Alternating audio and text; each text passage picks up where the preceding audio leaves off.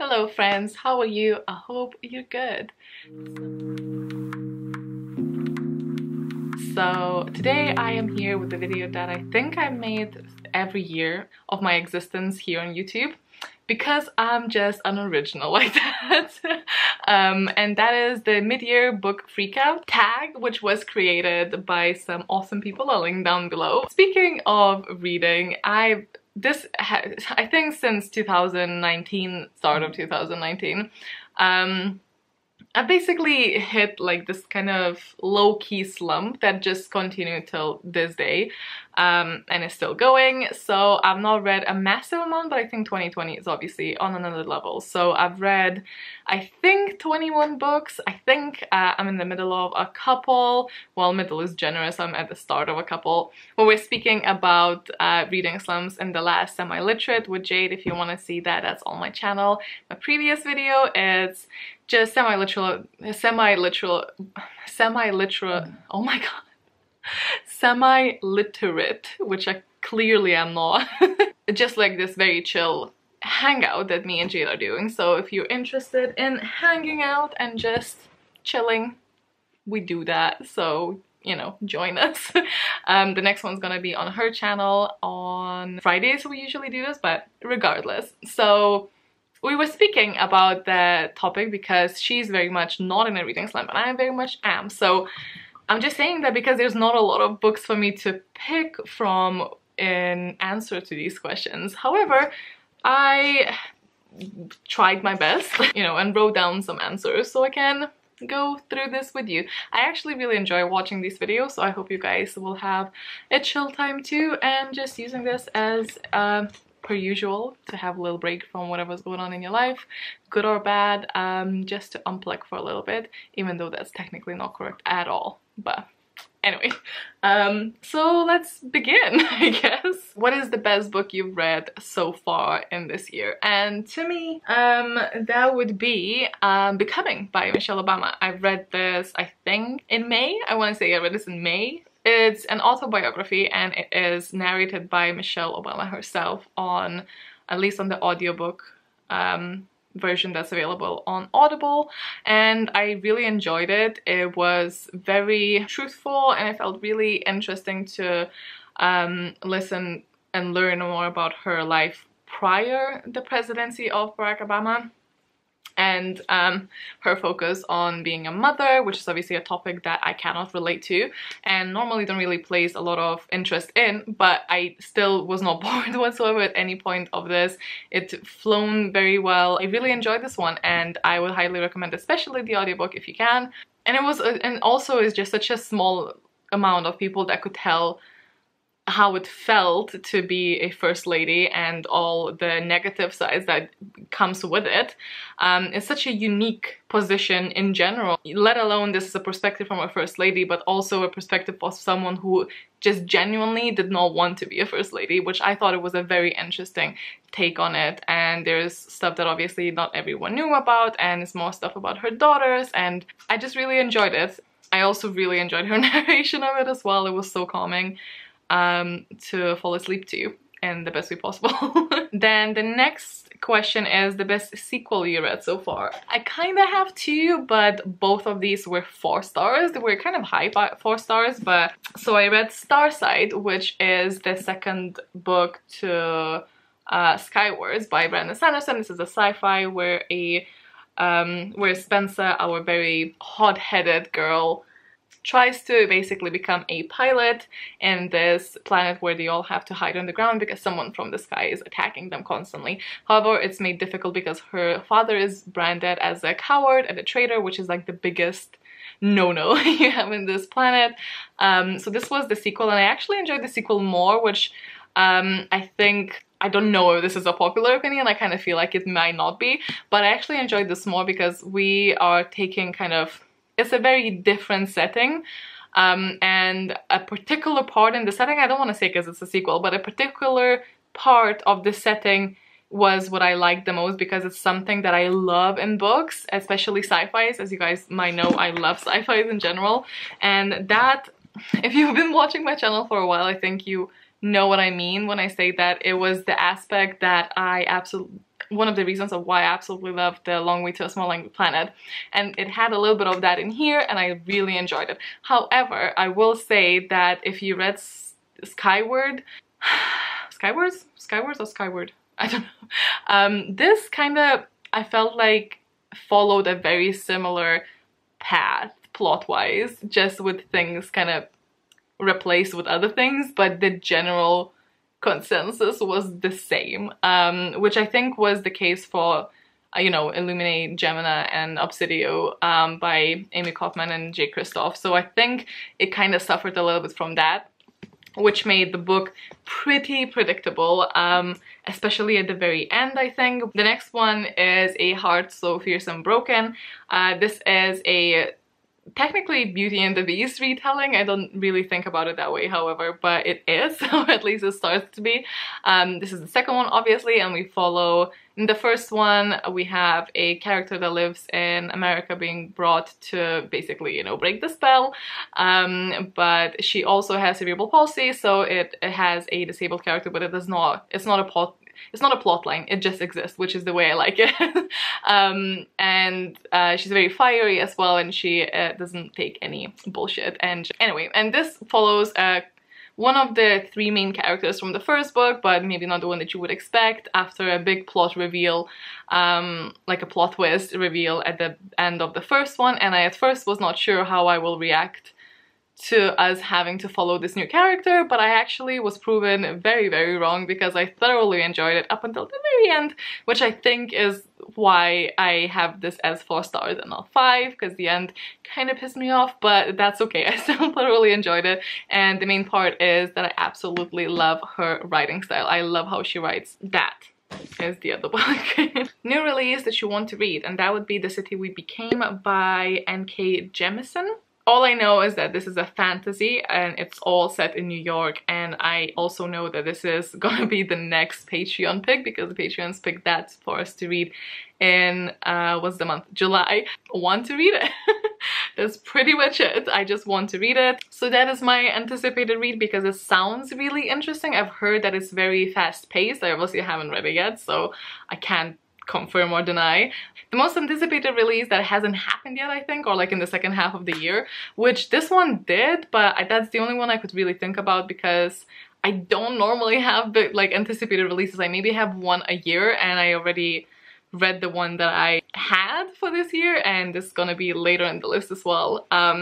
But this one is The Empire of Gold by Chakraborty, and this is the third and I think final installment of the Devabad series. I've read the first one, enjoyed it, gave it like a middle 4 stars, and haven't all read the second one yet, but I'm excited to get into it. And this is a story inspired a lot by Middle Eastern culture, and it has a girl who was kind of like a thief, swooped away basically, and get meddled with this Deva engine lore, and obviously we learned that she plays a big part in it all, and you know, that kind of thing. I did not though bite into the romance at all. I really wish it didn't exist there. I'm so sorry for those who ship them strongly, because I know there's a lot of people who do, but I just felt it was so unnecessary, and I would have been way more happier with more of a court side of things from Elise, especially. However, I did really enjoy the main character, Nari. I found her to be a really nice main character to see the story through. So this is the third book, and I think it's already out, but this is the only thing I could really come up with, and I don't even feel that strongly about it, but I guess I'm excited about it. Biggest disappointment. So I have a couple, because of course I do. So the first one is that book that was anticipated by myself, and that was The Starless Sea. It is such a beautiful book. I think that it's such a beautiful book. I know not everyone loves this cover, but I really do, and the sprayed edges, and that is not why I was anticipated, obviously. I was anticipating this because I absolutely loved the night circus. I really enjoyed the experience, even though it's very whimsical and it's not really something I usually like, but I did. And I was really excited about this, because this is supposed to be a book within a book, and you're supposed to, like, the character finds a book that the main character finds a book in a library that has an expert of his life, so then he goes onto a hunt to find how and why and what's happening. And the main character also is studying games at university, and I just thought it was such an interesting perspective, and I was really enjoying the very beginning, and I was so excited about this whole book. And there's secret libraries and, you know, all that, so it all seemed amazing, but I just could not with this book. It was too much. It's at points, like, I understand it's all lyrical, but at points it was, to me, it sounded like gibberish and a little bit pointless. There were a lot of things, there were a lot of complaints that I had about this book, and overall I was just so disappointed.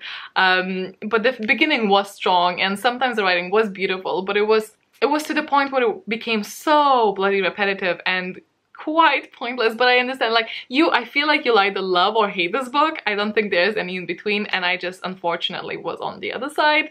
And it still scraped 2 stars, but it was a painful start of the year for me, especially because it took me a while because I was just not feeling it, but I kept hoping, so I didn't DNF it. It was a self-sabotage. And the next thing was this graphic novel that I was so excited about because I've just heard so many amazing things, and that was Mooncakes. And the art style, I will say, is absolutely beautiful, and it's about magic, it's about friendship, and it's all of the things that I was really excited about, but it just did not feel like there was a story for me. This was like almost like too much of a slice of a day. It felt like there was no story. I just felt like there was no story. Like, the plot was confusing to me because I felt like there isn't one. However, I don't want to dwell on this too much because it's sad for me. But I will say that if you feel similarly to me, I have found something that I think what I wanted from this, I got there. So Adri recommended this to me, actually, and it is a cartoon called She-Ra that is like kind of a spin-off of like He-Man, but I've never watched that. But She-Ra is a story of this princess that finds out that she's a descendant of the first ones, and has all of this power, and she comes from Horde, which is, you know, the bad side. But the whole, I will say, like, I'm comparing them, even though they're very different. That one is elemental and this one is obviously just like magic, but this one has a lot of diverse cast. There is a non-binary person here, there is queerness in here, and all of that and more is in She-Ra as well. There's a diverse cast in regards of ethnicity, and also loads of queerness happening, and I ate it up. I ate it up. It was beautiful, it was funny, it was so heartwarming. I shed a tear, I smiled and laughed, and it was just a journey, and it's something that you want. I will say that the intro song is absolutely horrendous because I cannot handle cringe, and I just cringed so much. Like, every time it would come up, me and Logan would literally tense and just forward. Just could not deal with that. But I really liked it. I think it's something that if you want something heartwarming, and if you just want to like escape and just be happy somewhere, this is a place to go. Even if you did like this, I think you would also enjoy that. So I just really recommend it. I really liked it. And there's 5 seasons and they're finished, so you know where the finish line is. And it's on Netflix, so basically, I hope you like it if you try it, but it's really good. I think characters, basically all of the characters were very well developed. I thought I knew most of them. I could tell you things about every character, no matter how minuscule. Everyone seemed to be important. Everyone seemed to be, you know, developed enough for you to care, which was a big thing for me here. I just felt like I did not know anyone, and something that was supposed to be a romance here, that was supposed to feel like it's a long thing in the history, felt like insta-love, and it was a miss for me personally, but you know. Now we have the biggest surprise, and for this one I actually have The Good Girl's Guide to Murder, which is by Holly Jackson, and it is about a student who then wants to inspect or investigate or reopen this case from her town, where she thinks that someone got blamed for a disappearance of a girl, and it was very unjust and doesn't add up. So she picks this project as a school project, but then she obviously violates every ethical decision and just meddles herself way more into it and obviously solves it at the end. But this also touched upon racial and cultural prejudice, and I really enjoyed that point in this book. I just thought the pacing of this was amazing. This is not a character-driven book for me. I am a character-driven person, so or a reader, so I notice that kind of thing. If you are, and you just cannot deal with books that are not, then this is not for you. But this was obviously kind of a mystery more than anything, and I just thought that the pacing was really nice and I really enjoyed it. But this is actually part of another project that I'm doing, so I'm not gonna talk too much about it because there's gonna be a lot more in that video. It was a surprise because I was skeptical, to say the least, going into it, but I'm gonna talk about that in that other video, so I'm just gonna leave it there. Next up, we have a new favorite author or new to you author this year that you discovered, and I don't really have anyone that I added to the list of like, oh, I must read everything this author comes up with, so I don't have an answer to that one. And this opens the gate to the questions I don't have answers to. Newest fictional crush. I don't really crush easily, so I, yet again, don't have one. And then you have new favorite character, and I'm thinking maybe Gray from Heart So Fierce and Broken, because I really enjoyed his side of things, but I don't know if I would go as far as to say he's a favorite character, but from the ones that I've read, possibly him. Book that made you cry. I don't cry easily in books, however, I did cry from listening to Becoming, and it was a part about illnesses and death and losing a family member, and that to me was hard to listen to, and I had to pause and I had to cry a bit, so it got me in the feels. A book that made you happy. Maybe I don't cry at books, but I also apparently don't really get happy from them. Maybe I should stop. I don't know if happy is the word, but I suppose one book that was like somewhat light and, you know, happy was Fletcher, although there's definitely a lot of things that are not happy and fluffy there. But this is about a girl and a boy. Girl is working in the publishing sphere, and the guy is working in palliative care. So he works night shifts and she works day shifts, and they share a flat. They end up sharing a flat and sleeping in the same bed, which is very, you know, but there's a lot of subplots, plot lines when from the guy's point of view, we have a brother who is unjustly convicted. And from her perspective, it is about realizing that the relationship you were in before was abusive. Well, emotionally abusive, I should say. So some trigger warnings for that, but overall it is a romance book. So it was somewhat, you know, hopeful and fluffy in some aspects of it. But, you know, like, it didn't really make me happy, but it shouldn't take it personally. Few things do. So, you know. Then there's this question of like, what's the most beautiful book you acquired this year so far? And again, I think it's gonna be this. I don't know if I technically got this last year, but we'll count it. The last question is books that you would want to read by the end of the year. Now, I am a mood reader and my TBR changes constantly, and sometimes I just don't read at all, so this is a little bit hard to predict. But I selected a couple that I'm gonna kind of rapid fire go through them with you just now. I'm not gonna dwell on them and say much about them because I think that would take a very long time. But okay, first up I have Bloom, which is about a male-male romance, and it's supposed to be a really heartwarming story, and I feel like I might need that soon. Then I have The Vanishing Half, which I'm really interested in, and it's about these two twin sisters, and it says twins inseparable as children ultimately choose to live in two very different worlds, one black and one white. So it's definitely gonna touch up upon race, and it just seems like a very interesting point of view, so I'm excited to read about that. Then at some point in my life, and why not this year, I would like to actually try to read Red Rising again, because people keep telling me that I will love it and I need to listen to you guys, and if you guys are wrong, and I suppose I'll just deepen my trust issues, that's fine. Then I have The Wicker King, which I've had for a bit too long without reading it, so I need to fix that. And it was my nomination in Read, Rate, Review. It didn't win, but it's okay. But I still really want to read it, and because this is about two guys and their friendship while one keeps experiencing schizophrenia and getting deeper and deeper into that, and the other one trying to help him by going with it, by going with these delusions.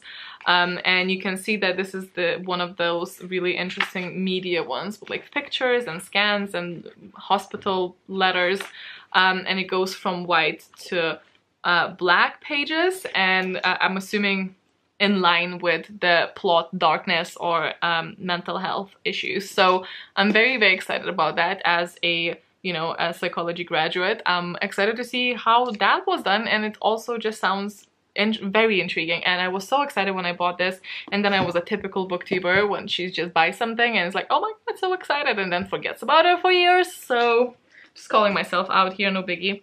Next up is Pines by Blake Crouch. Now, I know people say this gets kind of bad after a couple of books. I don't know how many there are. I know there's a TV show. I've never watched that. I want to try and read this before that, but his other two books, which were Dark Matter and Recursion, are one of my favorite, and I love this type of sci-fi. It just does things to me, so I just want to try it in case it's similar, even though this is an earlier work by his, so I'm not quite sure if I like it as much, but I like to have it as an option. Then I also have Queenie, which says at the back, a darkly comic and bitingly subversive take on life, love, race, and family. Queenie will have you nodding in recognition, crying in solidarity, and rooting for this unforgettable character every step of the way.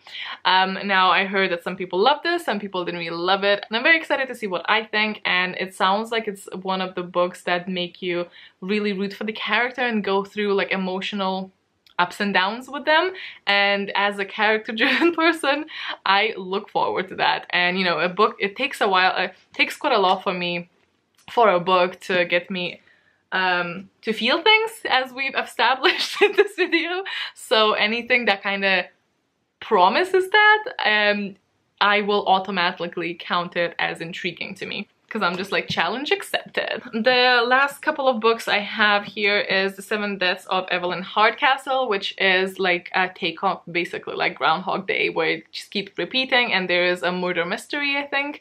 The point of views have to discover who actually has done it, and then by the end of the day, if you haven't, it repeats.